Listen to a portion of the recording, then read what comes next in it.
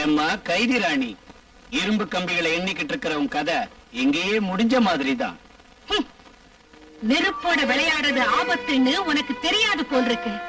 நான் உன்னை சுட்டரிக்க போகும் நெருப்புங்கிறத மறக்க வேண்டாம். இடிய பாரடி, அணைய போற விளக்கு பிரகாசமா எரியுமா? அதே மாதிரி சாக போற நீ ஆத்திரப்படுறது எதுக்குடி? நாளை உனக்கு கோர்ட்ல தூக்கு தண்டனை விதிக்க போறாங்க. அதோட உன் கதையும் முடிய போகுதுடி. முட்டாள், பெண் ஆதிசக்தி வடிவம்னு உனக்கு தெரியாதடா. அந்த சக்தி மனசு வச்சா இந்த ஜெயில் கம்பிகள், கோர்ட்டு, பணம், சூழ்ச்சி எதுவும் உன்னை காப்பாத்தாதடா. நாளை எனக்கு கோர்ட்டில் இருந்து தூக்கு தண்டனை ஆர்டர் வரலாம். ஆனா யார் எதிர்த்தாலும் நாளை பகல் 12 மணிக்கு உன்னை நான் கொல்ல போறேன்டா.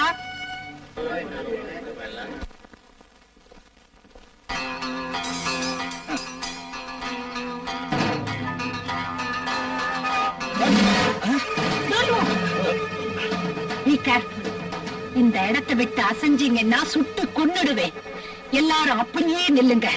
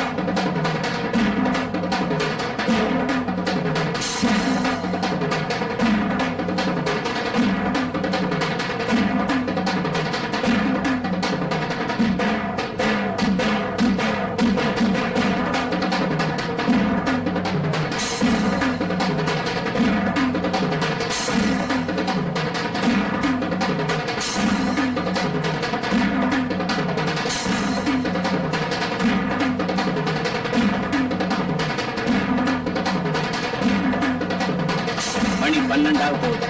இவ்வளவு தூரம் வந்த பிறகு என்ன செய்ய முடியும்?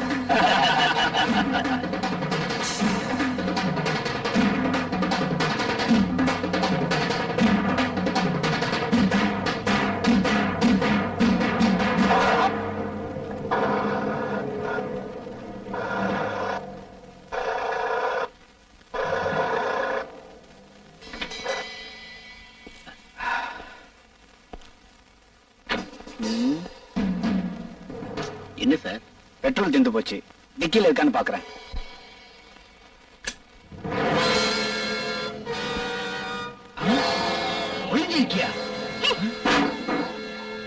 ஆமாண்டா, உன்னை கொல்ல வந்திருக்கேன். டேங்க்ல பெட்ரோலை காலி பண்ணது நான் தான்.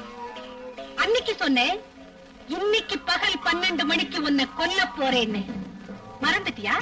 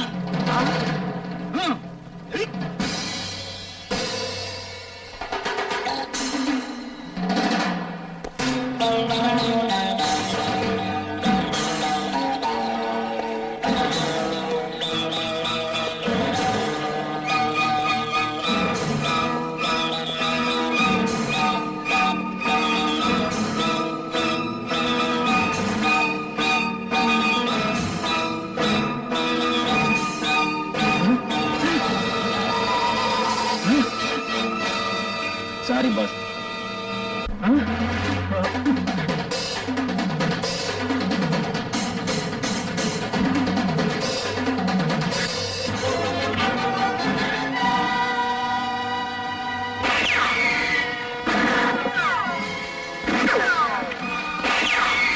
நீ நினைக்கிற மாதிரி கொல்ல மாட்டேன்டா, சித்திரவதை பண்ணி கொல்றேன்.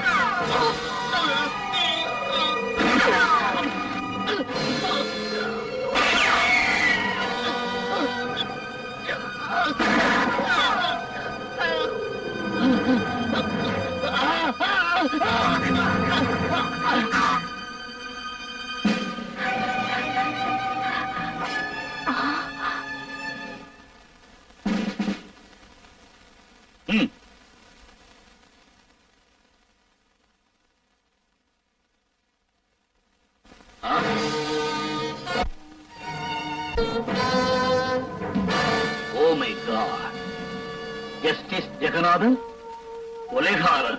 ஆமா கமிஷனர், நீதிபதி. நீதிக்கும் நியாயத்துக்கும் பேர் போன ஜஸ்டிஸ் ஜெகநாதன். கொலைகாரன் நான் தான் கமிஷனர், நான் தான். நீதிமன்றத்தில் நியாயபீடத்தில் உட்கார்ந்து குற்றவாளிகளை தண்டிச்சு நிரபராதிகளை காத்த இந்த நீதிபதி குற்றவாளி நான் யாரும் நம்ப மாட்டாங்க. But it is fact. இந்த ராஜேஷ கொன்னது மட்டுமில்ல, இதுக்கு முன்னால ராமசுப்பு சாமசுந்தரையும் கொன்னதும் நான் தான். வாட்? கோர்ட்ல பப்ளிக் ப்ராசிக்யூட்டர் ஆவேசமாக கோபமாக ராணிபாலா 2 கொலைகளை செய்தார் என்றும் செய்யலேன்னு அவர் சொன்னது பொய்யின்னும் எவ்வளவோ திறமையாக வாதாடினார். But he was mistaken. என்ன, அந்த 2 கொலைகளையும் செஞ்சது நான் தான். ஷியாம் சுந்தர் ராணிபாலா தன்னை கொன்னுடுவாளோன்னு பயப்பட்டு ரூமில் இருந்து தப்பி போறதுக்காக லிப்ட் கிட்ட ஓடி வந்தான்.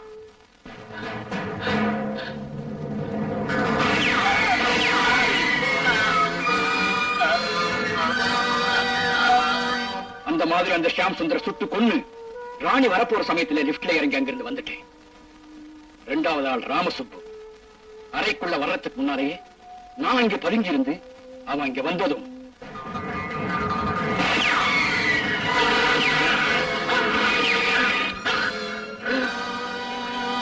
அவனை நான் சுட்டு கொன்னு நாற்காலியில உட்கார வச்சு ஜன்னல் வழியாக தப்பி போயிட்டேன்.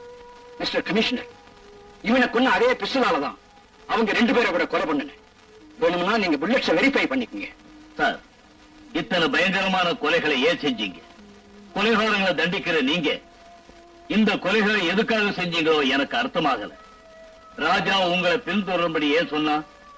We have you done all this murder, sir? சொல்றேன் கமிஷனர், அதுக்கு காரணம் இருக்கு. ராணிபாலா சொன்ன சோக கதையில் பேரும் புகழும் உள்ள பெரிய உத்தியோகத்தில் இருக்கும் தன் தந்தைக்கு இழிவு ஏற்பட போறேன்னா அந்த அபலையின் தந்தை வேறு யாரும் இல்ல கமிஷனர், நான் தான். ராணிபாலா என்னுடைய அருமை புதல்வி. அம்மா,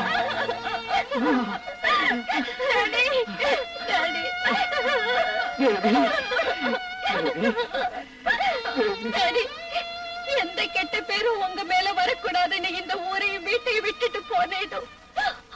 அதே கெட்ட பேரை இன்னைக்கு நீங்க வாங்கிக்கிட்டீங்களே டாடி. டாடி, நான் செய்யணும்னு நினைச்ச கொலையை நீங்க செஞ்சு உங்க பேரை கலங்கப்படுத்திக்கிட்டீங்களே. உங்க கையாலேயே கொலை செஞ்சுட்டீங்களே டாடி. நீ குற்றவாளி ஆகக்கூடாதுன்னு, அந்த காரியத்தை நீ செய்யக்கூடாதுன்னு அந்த குற்றங்களை நானே செஞ்சேம்மா. அம்மா, அதை நானே செஞ்சேன். எதிர்பாராத விதமா இந்த ஊர் ஜட்ஜியாக விதி என்ன நியமிச்சது. நீதிபதியாக தர்மத்தை நிலைநாட்ட வேண்டிய நான் இத்தனை கொலைகளை செஞ்சிருக்க கூடாது, உண்மைதான். ஆனா ஒரு நல்ல தகப்பன், பிள்ளையை காப்பாற்ற வேண்டிய பொறுப்புள்ள ஒரு மனுஷன் தப்புன்னு தெரிஞ்சும் வேணும்னே இந்த கொலைகளை நான் செஞ்சேன்.